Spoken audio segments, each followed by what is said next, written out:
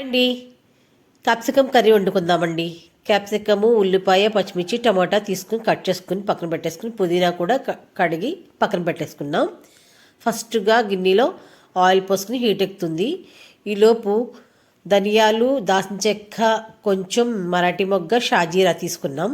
షాజీరా, మరాఠీ మొగ్గ వేసుకోకుండా మిగతాదంతా మిక్సీ పట్టుకోవాలి.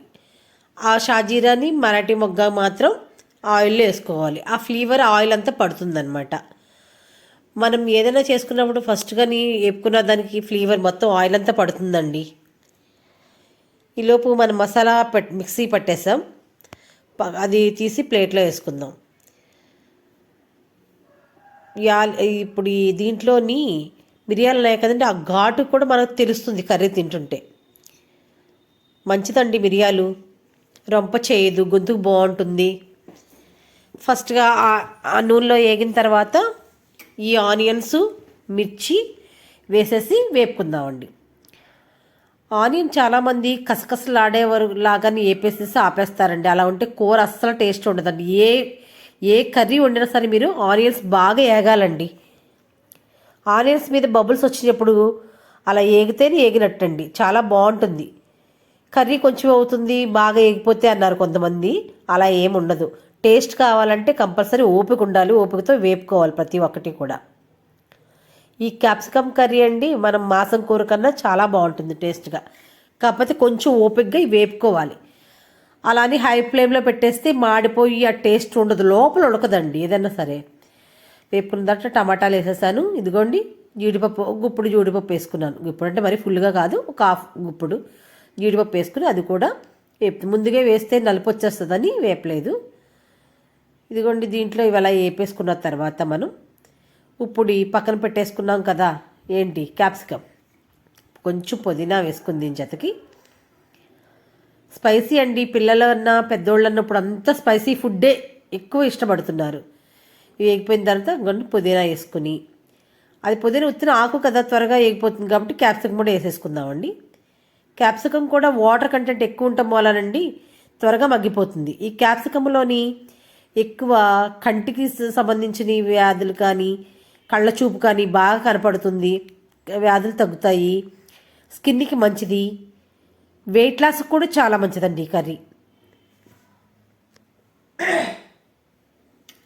ఇదిగోండి అసలు దీంట్లో కొలాజిన్ అనేది ఉత్పత్తి అవుతుందంట ఈ క్యాప్సికంలో. ఈ మధ్యలో అందరూ కూడా వెయిట్ లాస్ అయ్యే వాళ్ళు అందరూ ఎక్కువ క్యాప్సికం కర్రీ తింటున్నారండి. ఇది ఎముకల దృఢత్వానికి మంచిది, స్కిన్కి మంచిది, కంటికి మంచిది, ఎముకలకే కాకుండా మొత్తం శరీరాన్ని అంతటికి, బాడీ అంతటికి కూడా చాలా మంచిది. వెయిట్ లాస్ వాళ్ళు చాలా ఎక్కువగా ఉంది ఈ కర్రీసే ఎక్కువ తింటున్నారు అన్ని చాలా చోట్ల నేను చదివానండి, విన్నాను కూడా. ఇది ఎక్కువ వాటరే ఉంటుందండి. ఈ వాటర్ అంతా మనం కొంచెం వేపుకుంటే ఎంతో అవదు, కర్రీ కొంచెమే అవుతుంది. ఎక్కువ కుటుంబం ఉన్న వాళ్ళు కొంచెం దీంట్లో ఏమన్నా ఇంకా శనగపప్పు లాంటిదో ఇంకా అలా ఇంక్లూడ్ ఏదైనా చేసుకోవచ్చు. నేనైతే ఇప్పుడు ప్రస్తుతానికి క్యాప్సికమ్ కర్రీ ఒకటే వండుతున్నాను. అదే చిన్న టమాటా వేసాం కదండి, అల్లం వెల్లుల్లి పేస్ట్ వేసేసుకుని కలుపుకుందామండి. ఇప్పుడు వేసుకునే వాళ్ళు కొంచెం పచ్చి కొబ్బరి కూడా లైట్గా దీంట్లో వెండి కొబ్బరి అన్నా పచ్చి కొబ్బరి అన్నా కూడా వేసుకోవచ్చు. ఇది లైట్ స్పైసీ అండి, ఎక్కువ స్పైసీ కూడా కాదు. క్యాప్సికంలో అసలు కారం ఉండదు, పచ్చిమిర్చి కన్నా కారం ఉండదు. ఇది పచ్చిమిర్చి ఘాటుగా ఉంటుంది, క్యాప్సికమ్ అసలు కారం ఉండదు అనమాట. కూరగాయ కదండి, అందరికీ తెలిసిందే, నేను చెప్పేది ఏముంది కొత్తగా. కాకపోతే ఏంటంటే నాకు తెలిసింది నేను చెప్తున్నాను అంతే. ఇప్పుడు ఈ స్కూల్కి వెళ్ళే పిల్లలకు కూడా లంచ్ బాక్స్లోని క్యాప్సికమ్ అంటే ఓహో అదేదో పెద్ద ఇది అనుకుంటే క్యాప్సికమా అని చెప్పి తింటున్నారండి. అందులో జీడిపప్పు కొంచెం అక్కడక్కడ పలుకు తగులుతుంటే పిల్లలకి అమ్మో జీడిపప్పు అంటే అది జీడిపప్పు కర్రీ అంటారు, క్యాప్సికమ్ కర్రీ అంటారు. అదే చాలామంది పిల్లలకంటే పెట్టేటప్పుడు మనం కొన్ని కూరల పేర్లు చెప్పకూడదండి. ఎందుకంటే అది వెరైటీగా చేస్తానని చెప్తేనే తింటారు. కూర పేరు చెప్తేనే అదా ఇదా అని పేర్లు పెట్టడం బాగా, పెద్దోళ్ళకి కూడా అదే అనండి. మధ్యలో భోజనం పెట్టినా అంటే ఏం కూరండో అంటున్నారండి. ఇది బాగా అలవాటైపోయిందండి. ఎవరైనా ఫోన్ కాల్ చేసావు అనుకో ఏం కూర చేసావురా అంటున్నారు. ప్రతి ఒక్కళ్ళు కూర కూర కూర కూర. ఇంట్లో మగాళ్ళు ఏమంటారు తెలుసండి, ఏదోటి ఉండే కూర వండనండి అంటే ఏదోటి ఉండే, ఏదోటి ఆ ఏదోటి ఏంటో చెప్పరు, ఏదోటి ఉండే అని చెప్తారు. బాగా ఏగింది చూసారండి, చాలా బాగా ఏగింది కదా. అలా అలా ఎగిపోవాలన్నమాట. చాలామంది ఏగితే అదంతా దాంట్లో అన్నీ పోతాయి, లేకపోతే అదంతా విషం అయిపోతుంది అలా ఇలా అంటారు. ఏదన్నా మనం టేస్ట్గా తినాలంటే ఇలా వేపుకోవాలండి. తర్వాత మనం పట్టుకున్నాం కదా మిక్సీ, అదే మిరియాలు అవి వేసి ఆ పొడి దీంట్లో వేసేసుకోవాలండి. మిరియాలు చాలా మంచిదండి, తోటి ఇన్ఫెక్షన్ రాదు. నెక్స్ట్ ఇప్పుడు ఈ శీతాకాలంలో చాలా మంచిది. ఈ మిరియాలు కొంచెం కారం ఉంటుంది కాబట్టి మనకు కారం తగ్గించేసుకోవచ్చు.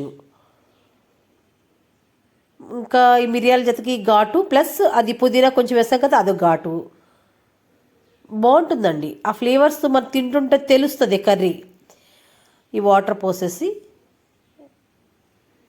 ఇందాక కొంచెం కారము సాల్ట్ వేసుకున్నాం కదండి, ఇప్పుడు ఈ వాటర్ పోసేసిన తర్వాత మనం ఒకసారి ఉప్పు చూసుకోవచ్చు. ఎవరికి ఎంత సరిపోతుందో అంత వేసుకోవడమే. ఇది మూత పెట్టేసేసండి ఒక 2-3 మినిట్స్ వరకు ఉంచేస్తే ఆ వాటర్ అంతా ఇంకిపోయి కర్రీ దగ్గరికి వస్తుందండి.